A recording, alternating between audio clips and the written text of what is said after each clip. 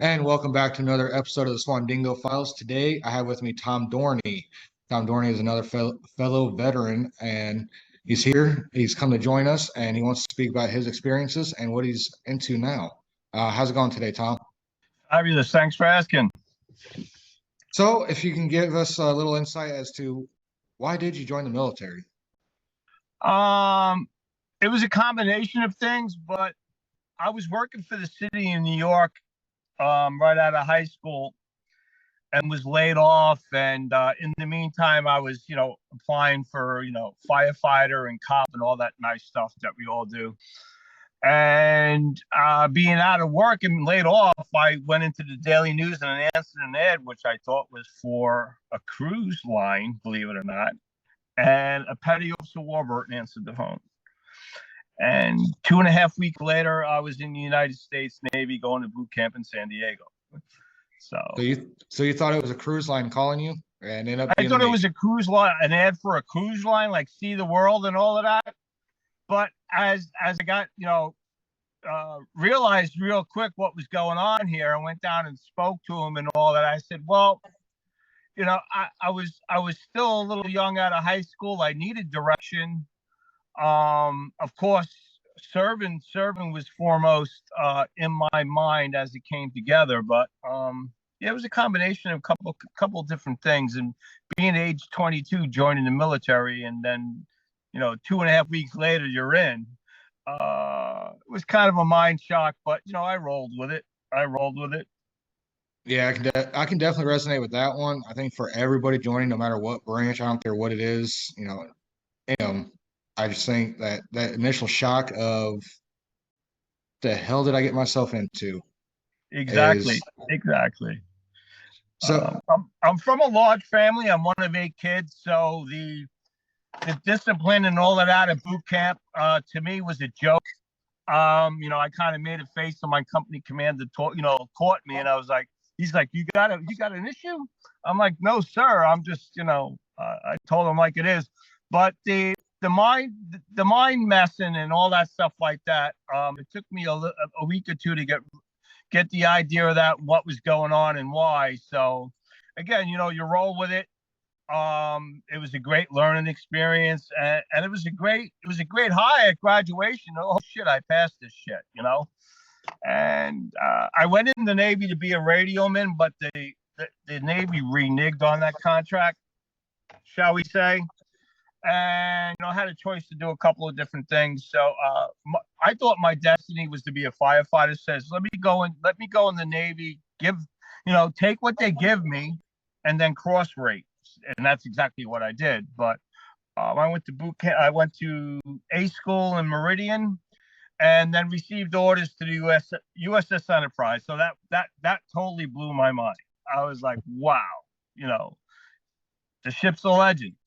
And however job I was going to have on it, I said, this is going to be exciting. And also being a Trekkie, you hear all this shit. But I'm like, this is great. I'm a historian, of World War II, military, and all that stuff. So I was like, holy shit. So yeah, it was a trip. It was a trip. I wish more kids that join, no matter what age they join, I really wish and including myself, I wish I would have taken the, hey, what can I get out of this more instead of picking a job. I joined when I was 18, chose combat arms. I was a scout in the Army.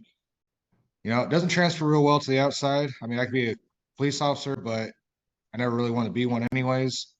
I mean, I got to do what I wanted to in the military, but it's like on the outside, it's like it didn't translate very well, and didn't really open up any doors from inside to the outside. But I mean, hey, I was making that decision 21, 22, but that's a lot of what I do now is young men and women who serve is help them translate what they did into civilian talk and to help them translate in a way. Obviously, you might think what you did might not transfer over to civilian world, but the responsibility, the amount of money you're in charge of, the amount, the people you're in charge of. If you get to that, if you weren't like some of the people I served with that went back and forth in ranks like 6 or 7 times, I don't know how they stayed in, but they made rank all the way up to like E6, and like at one time was bounced back to E3, believe it or not. Whoa. Yeah, this is I don't think that's possible in today's military. At least I don't think that so. I now, don't but know. here's a guy. I mean, throw it out there. Both of us like to drink, but Larry was serving with his dad, who was in the Navy in Spain. That's why I say serving. He wasn't in the military yet, but he was in Rota, Spain, and the actual Spanish government asked the United States Navy, "You got to transfer that bar guy out of here. His son is too much trouble." He got in that much trouble. It's in the time in the 60s with drugs and all that stuff like that. And, all of us experimented, I think, at least for my age group. But I'll speak for myself on that. But yeah, that was a trip. That's who I hung out with. That's who I worked half of my time on the Enterprise with at night. When we were deployed and we were out, we were great. Not that we were 4-row sailors, but we had our shit together. But when we hit port, game on. Yeah, exactly. Like we were MIA in Australia for like a day and a half, and yeah, we were actually written up. It was a storm, and we had to be back by a certain time down to the pier and sign up, and we never did. And I had duty the next day, and that was part of my dream in the Navy with the recruiter was I want to go to Australia. So I got to Australia, but I didn't have too much time. So I said, fuck it. And my LPO saw me and he goes, "Don't you have duty today?" I'm like, I'm going. But I was like a half hour late to get back for duty. And that duty section wasn't too happy because I was the section leader.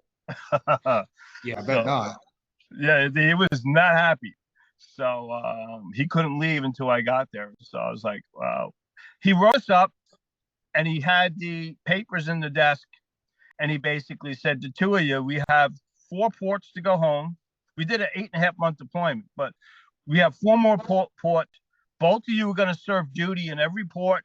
You're not allowed off the ship, or we send the papers up to legal and you go to captain's mast. Choice is yours. Yeah, I bet you chose. I'm hoping you chose to do the duty. Yeah, he was like, yeah, basically what it boiled down to, you two are going to be my bitches all the way back to San Francisco, which was crazy for me because my daughter was born in May and I was getting back in August, and yeah, it wouldn't go over too well telling the wife with the new baby that I can't get off the ship after being away for that long. So that was a no-brainer. That was a no-brainer. Yeah, you don't want to piss the wife off, especially with a newborn. So I know how. Brand new wife. I got married a month before we deployed. Can you spell allotment? Yeah. Oh, yeah. Oh, I got a story to tell you. I got one. Okay, so you've met dumb seamen, privates, whatever. You've met a few, I'm sure, in your time. Have you ever had a private give his access to his bank account, give full power of attorney to a stripper? That's a new one. Yeah, and guess what? When we got back from our first deployment, 2003-4, guess what? Wiped out, car gone, everything gone. Yep. So yep. I deal with that. I answer the phone and I deal with veterans in crisis all over the country, and that's one of the top 3 of. Guy was disabled. He went to the New York Marathon, got back to Wyoming, and totally wiped out. Kids gone, everything gone. Ooh.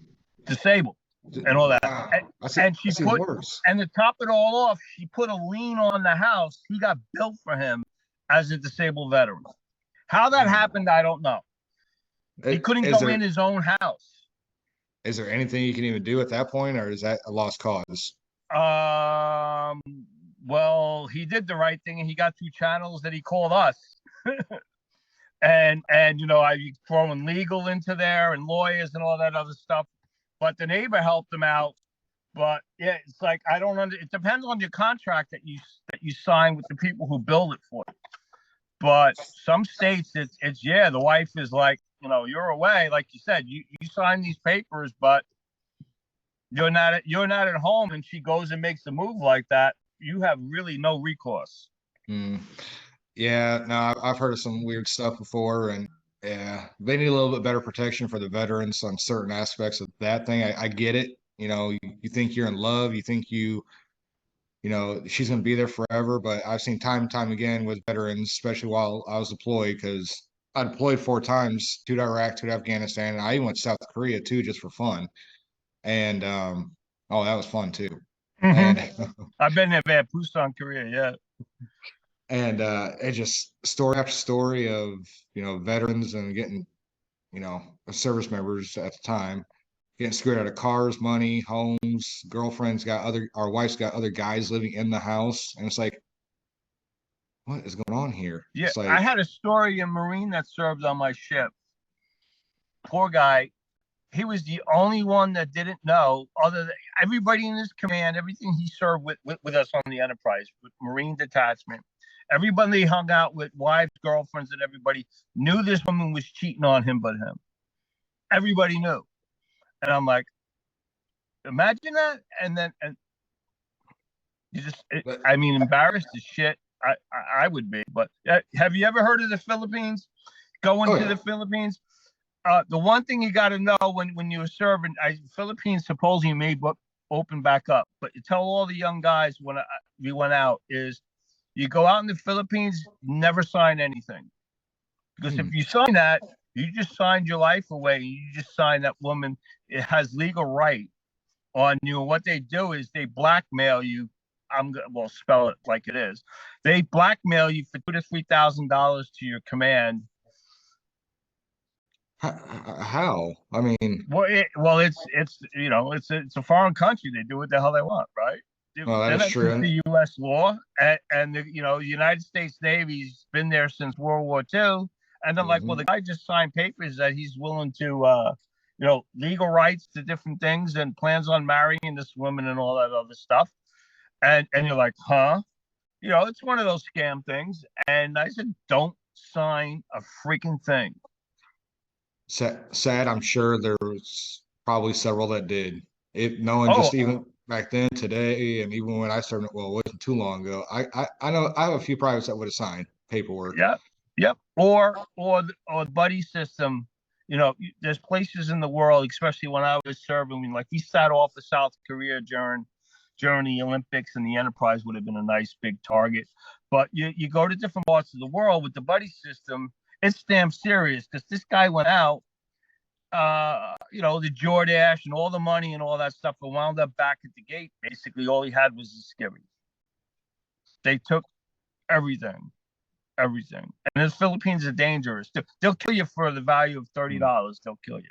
Oh, yeah, no, I understand. I met quite a bit of South Korea, quite a bit of Filipinos up there, and yeah, I had a few soldiers that married juicy girls. One even moved to the Philippines right after he got out. It's like, what are you doing? But well, you get over there, you're 18, you're away from home. You're in the mountains, the barrio, drinking the thing called Mojo that actually had morphine in it. And you're sitting up there and you're playing a game of Smiles. You know what Smiles is? I never heard of it. Yeah, you use your imagination, but there are girls under the table. Got it. And the first one to smile has to buy the round of Mojo. So without getting too graphic on that, we all understand what happened. It's called Philippines is you could do anything in the Philippines as an American. You could buy, what was it? Buy a 6-pack of San Miguel, a block of ice, hotel room, and the bar girl for probably equivalent. I don't know about today, but back then equivalent to $25, $30. Jesus. And the ice was more expensive than the beer. Because of ice, with the issue there. So get a guy 18 years old. Yep, no, I understand completely. I mean, we've all been 18. I would hope that in a foreign country you'd have a little bit more of a brain, but I guess we don't always get the best and the brightest all the time. Well, what a young military guy, and especially the reputation of the sailors. thinking with when they're out, and add a little bit of alcohol to it. Yeah. Things were serious though when I paid attention, because I was at the end of the Cold War. So you're in different parts of Europe and all around, and we wore our uniform, and they saw what rate you were, your job, and if they saw those nice little lightning bolts and different things, and you were radio men and all this guys that had clearance and operations, you had Russian girls all over you. Makes sense. Yeah. Yeah. So I'm serious. We're talking back in the time, the end of the Cold War. You had to really watch what you were doing, and it got pretty crazy. That's all I'm gonna say about that. So it sounds like you actually had a pretty good time in the military for the most part. Oh, I loved it until it caught up with me with being around age 25, 26, all the responsibility. My second deployment was another world cruise. I had a very eventful 4 years aboard that ship. We were in war zones 3 times before the wars actually happened. Iraq, not Iraq, Iran. We took out half of Iran's navy in '88. We bombed Libya, Benghazi, and Tripoli, all that stuff for Gaddafi. We sat off the line of death and the Med and all that stuff, and came back, really pumped. And why I served, and look what we did, and on top of the world. And we're not to say that we're war heroes, but we did our duty. We did a great job. And I got back in August. By October, I was separated. Just like, did you know you were getting out, or just? Well, no, I mean separated in the relationship with the woman that I married. Oh, okay. Doing the right thing with this child. There's always two sides to a story. I'm not going to get into her side of it, because a lot of it I can't still talk about. Because my daughter's about 34 years old and she doesn't know the truth. But I had a serious drinking issue. I've been invited to career alcohol counseling a couple of times. And shall we say, with the end of my career in the Navy, doing some stupid shit for alcohol, and having a really good career, and basically the Navy telling you, yeah, we're not inviting you back to re-enlist. Ooh.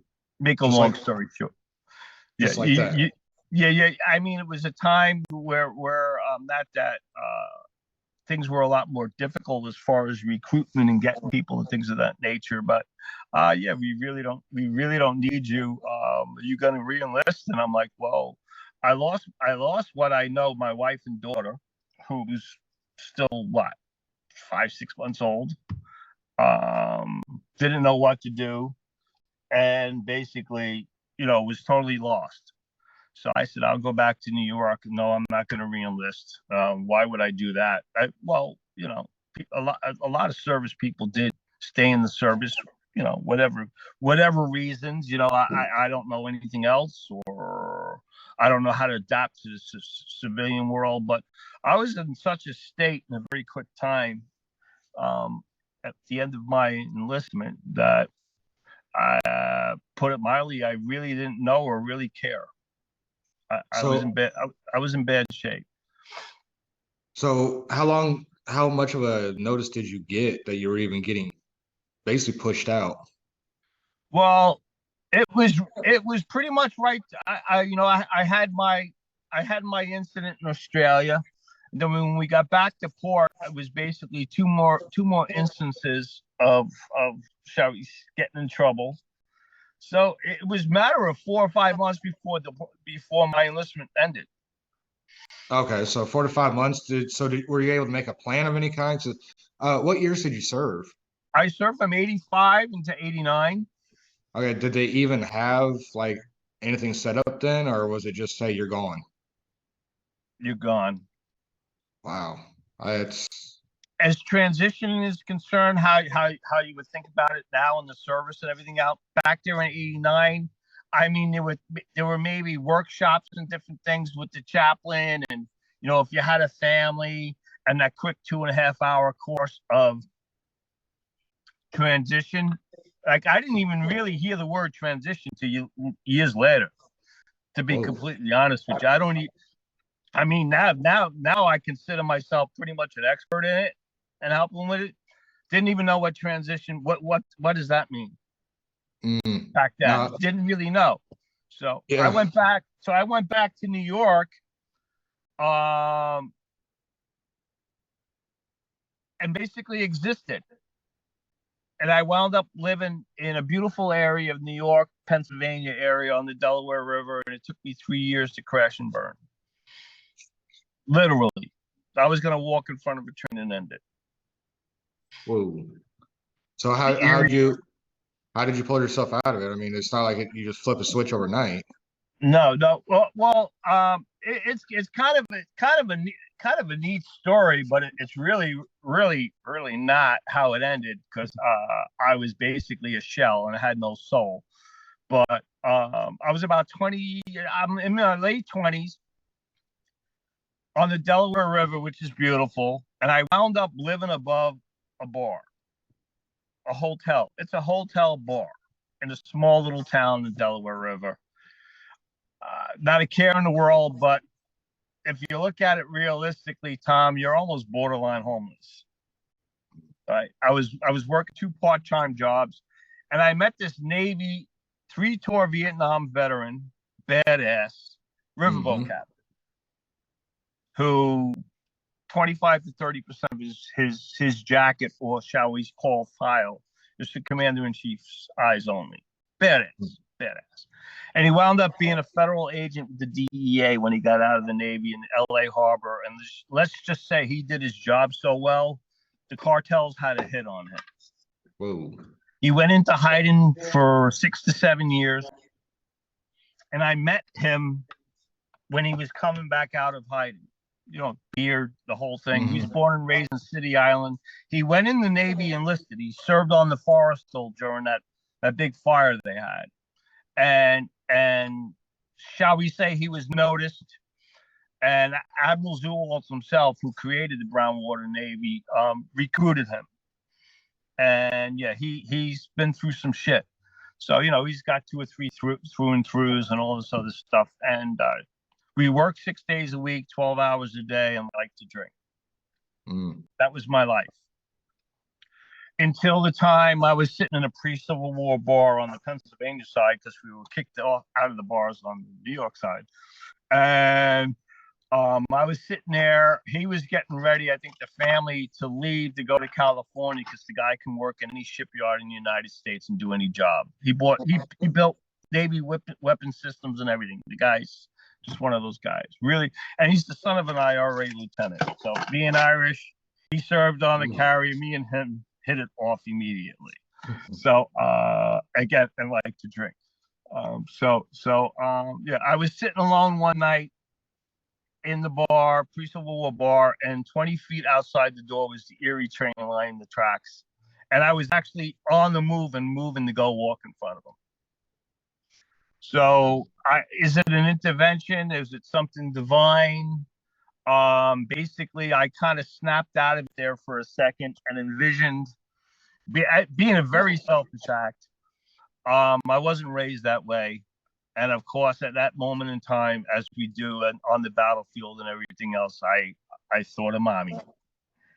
I thought, what would that do to my mother to find out that, you know, I was sprayed all over the Erie train line, and parts of my body were down at the lumber yard down at the end of the track there. And I decided to call her to save my life.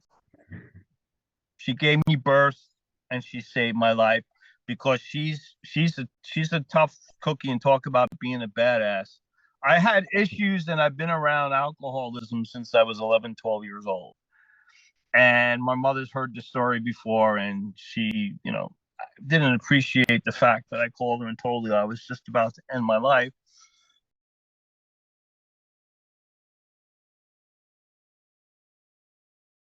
And she hung up the phone on me. So that's what I did. I went to a 300-year-old church on the river up there. I went to my first AA meeting. That's good. Congratulations. Thank you. Haven't looked back. It's been approximately 31 and a half years. And to what I'm doing today, I mean, getting reinvented myself twice, as they call it. You know, I've been in IT support for 18 to 20 years. I'm a certified energy auditor. I've done everything but fly a plane and jump out of one. But So far. but so far, but my true passion for the past 6 to 7 years, because I met a Delta Force operator that was blown up and he made a pact with God, Delta Force operator, squad leader, and God blew him up, took his legs instantly, flatlined him 6 times, 120 operations, and the kid is a picture in People magazine with Prince Harry for the Invictus Games, but Harry was visiting Tim. His name is Timothy Payne, chosenleadership.com. Look it up. He's the reason why I do what I do today, because that man is blessed. It's a miracle he's alive. He's the foremost wounded warrior athlete in the world. Invictus and, what are they, the Warrior Games?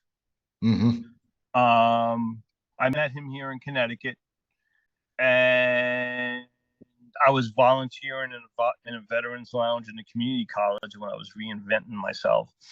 And the staff of the college were stupid enough to invite me to their staff veterans meeting, and realized how much they didn't really know what they were doing. And the veterans were basically being used in this community college, make a long story short. And it pissed me off. What were they doing? They were just disrespecting them, doing things on behalf of like a veteran program with teachers and staff to try and educate the student body on veterans, and didn't ask your veterans for any input. Isn't that, they're totally disrespecting. And they hung the sign for this program outside the door. And I was in visiting the school one day. This is after I got out of school, and I went up to the president of the Veterans Lounge and the Veterans group. And I said, "Did you see the sign out here?" He goes, "What are you talking about?" So he's looking at it. He starts critiquing it, like graphics and stuff. I said, "No, read what it says. Did anyone come to you on this?" No. I'm like, "You're shitting me. No one came here and asked you what you felt about it. Do you have any ideas about it or anything?" No. I walked right up to the dean's office again, because they know me, and they invited me. Shit, what are you people doing? The guidance counselors had no clue what they were doing, and I was just raised that way. That if something pisses you off, or you're crying and moaning over something, change it. Yep. Do something about it. So the last 6 years, I've been on a mission, and one of our logos for VetUnite is an outline of a soldier with "not on my watch." So they're like, "Why do you do what you do?" And I'm like, well, where I come from and when I serve, not to say anything negative about anybody else or any other people who served, but where I come from, that's what brothers and sisters do. We're supposed to watch out for one another. But there's people who take it to a whole nother level, and I'm one of them, because I lived it. So we're out to eradicate veteran homelessness and suicide. Mike Damon and I, who's my partner at VetUnite, and the other organizations I belong to, regroups out there in New Braunfels, Texas, which is by Austin and San Antonio. You probably heard of New Braunfels with the music hall out there, and George Strait and all that nice stuff. But that's why I do what I do. It's not on my watch. It's got to end, and we have to be very real about it, very frank about the discussion of suicide and mental health in this day and age, as a society. Yeah, definitely. I mean, personally, I still think the military is broken with that kind of aspect. I went to inpatient treatment down here in Texas when I was out of Fort Polk, Louisiana, for 47 days. I completely had a breakdown, and it was fine. You're there, you're in a sheltered area, no outside stressors, but then you got to go home at some point. and Fort Polk was not prepared for that at all. It was, I mean, not, I guess, probably the bottom of the barrel when it came to mental health issues and taking care of soldiers that had that issue because they had nothing after that inpatient treatment. So it's like I went, I got great stuff from it, but you start adding those stresses back in life. I went back to drinking. I stopped working out about a year later, and I just, well, plus I got medically retired too. So that another stressor on top of everything. So it was, that was a pretty rough time, but I mean, I'd never, I guess a lot of it is just having a support network around you, like family, my wife, having a purpose of, and that's what a lot of veterans don't have. I have a brother-in-law Yep. that did die. Yep. Me and him served 2003, 4 together. We were roommates out of Fort Riley together, and here 2 years ago now, he finally went. He drank himself to death. I was Um, there. I was on my way. So, we created a Jeez. workbook. Mike Damon did a lot of the writing of it through experience, but VetUnite is all basically about mentorship and peer to peer because it's Okay. the only thing that's going to work Yes. is each other. Well, how do they get how do they get in contact with you, or who do they actually talk to when they get a hold of somebody out there? Is it you Well, or well, vetunite.org is the website. Um, Tom Dorney on Facebook, LinkedIn, and Mike Damon, MikeDamon. I'll send you links afterwards. His nickname is the Godfather. That's what they called him when he served because he was both Marines and Reserve. And like Mhm. me, we were one of those older guys than the general pack we served with. They started calling me grandpa the last year of serving aboard. I'm 26, 27 years old. And I'm like, yeah, but then they're 18 and 19 years old. Mhm. So yeah, they call him the Godfather. He's a character. I mean, I met him in northeastern Connecticut after I started a meeting called Meeting of the Minds. I'm a big collaborator, and for 6 years, I've grown to be nationally connected. Mhm. So when we have collaboration meetings and all this stuff like that, it's only serious people to the table, and Mike Damon's one of them, obviously my partner. But I met him up in a park. We were having an event, motorcycle run, and here's this guy He gets off this tan and black Harley with his Marine cap on and a kilt, and I'm like, I got to meet this guy. So yeah, I would too. we got to talking. Both of us talk a lot, but we're implementers, we're doers, but we're storytellers. I mean, I'm Irish, I'm a storyteller, but I tell stories about nonprofits, and I'm the one that goes in and talks to governors and the Commissioner of Veterans Affairs and business owners and all that stuff on these programs and why they should support us. And that's how do you do that? I'd say the organizations I belong with and what we're dealing with, I just tell the story. I just tell them what we do. The rest of it speaks for itself. Okay. You know what I And mean? the vetunite.org, what all does that entail? Like what else does, Um, what do y'all forgive us on do the for web. veterans? Forgive us on the website because it's under construction and the one that's up there now is kind of thrown together. But on the website is Mike's workbook. It's a transition workbook. This man documented everything he went through from the time he got out, going to the VA benefits. And in the beginning of next month, we're building an app. We basically are building a gamified app. At its core, the app this is going to be fun. You guys see this. But this app is going to allow any veteran to, we're going to map out certain questions in certain areas like good VSOs and people do. Like I've facilitated interviews at the VA with my partner. We hand walk a veteran into a VA, and 6 weeks later, he'd have his benefits. Wow. So yeah, we know what we're doing. So Sounds like it. so we have the app that's going to answer the questions yes, no.